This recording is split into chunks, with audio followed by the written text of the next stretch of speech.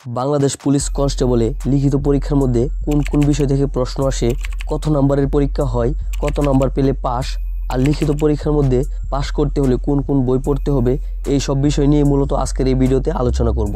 তো hello everyone, সকলকে welcome জানাচ্ছি জব অ্যাডভাইস ইউটিউব চ্যানেলে। আশা করি আল্লাহর রহমতে সকলে ভালো আছেন এবং সুস্থ আছেন।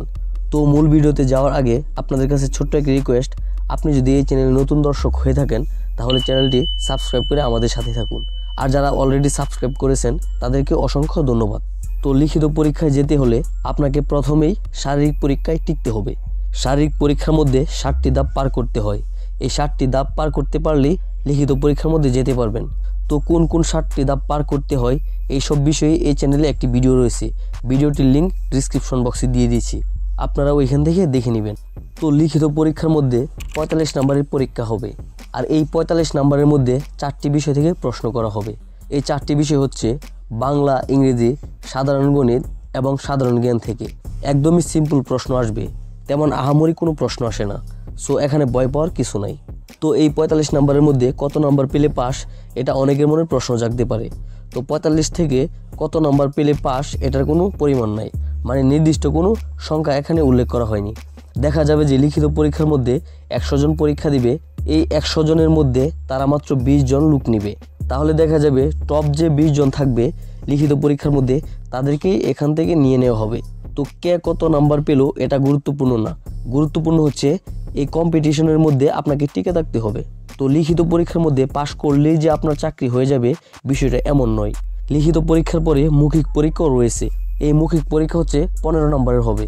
এই লিখিত পরীক্ষা এবং মৌখিক পরীক্ষার নাম্বার একত্র করে যারা পাশ করতে পারবে তারাই বাংলাদেশের একজন গর্বিত পুলিশ সদস্য হিসেবে গণ্য হবে। তো বন্ধুরা, এখানে যদি লিখিত পরীক্ষার মধ্যে টিকতে চান তাহলে আপনার কোন কোন বই পড়া উচিত তা হচ্ছে নবম দশম শ্রেণীর বাংলা, ইংরেজি, সাধারণ গণিত এবং সাধারণ বিজ্ঞান যে বইগুলো রয়েছে এই বইগুলো আপনারা বেশি বেশি পড়বেন। যারা নবম দশম শ্রেণীতে বাংলা, ইংরেজি, সাধারণ গণিত এবং সাধারণ বিজ্ঞানে ভালো স্টুডেন্ট তারা কিন্তু লিখিত পরীক্ষায় অনায়াসে পাশ করতে পারবে। মানে নবম দশম শ্রেণীতে যে যত ভালো স্টুডেন্ট সেই লিখিত পরীক্ষায় তত ভালো করবে, কারণ আপনাদের এসএসসি পরীক্ষার পরে কিন্তু বাংলাদেশ পুলিশে নিয়োগ দেওয়া হয়। তো এসএসসি পরীক্ষার ভিতর থেকে কিন্তু প্রশ্ন আসে। যারা এসএসসিতে ভালো স্টুডেন্ট তারা কিন্তু সহজে টিকে যাবেন।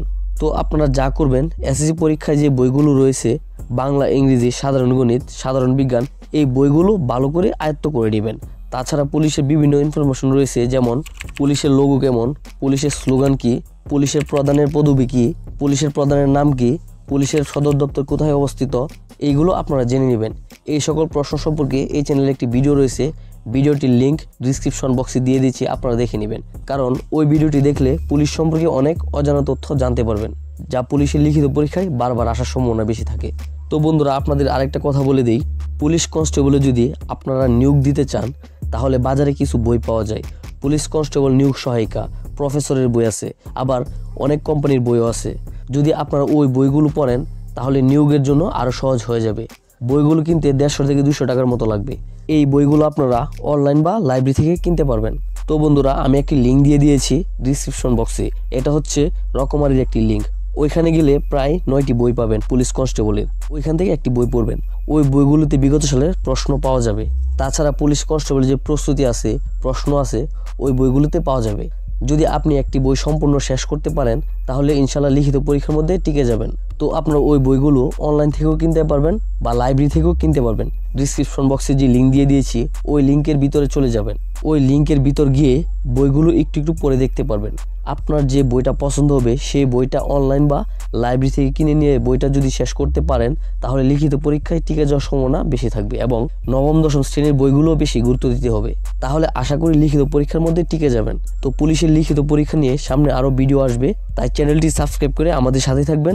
এটাই ছিল মূলত আজকের ভিডিও। আর পুলিশের চাকরি পেতে সাহায্য করবে এমন কিছু গুরুত্বপূর্ণ ভিডিওর লিঙ্ক ডিসক্রিপশন বক্সে দিয়ে দিয়েছি, আপনারা ওই ভিডিওগুলো দেখে নেবেন, তাহলে চাকরি পেতে আপনাকে অনেকটাই সাহায্য করবে। যদি আপনাদের কোনো প্রশ্ন থাকে তাহলে অবশ্যই কমেন্ট করে জানাবেন। তো ধন্যবাদ সবাইকে, দেখা হবে নতুন কোনো ভিডিও। ততক্ষণ সবাই ভালো থাকবেন এবং সুস্থ থাকবেন।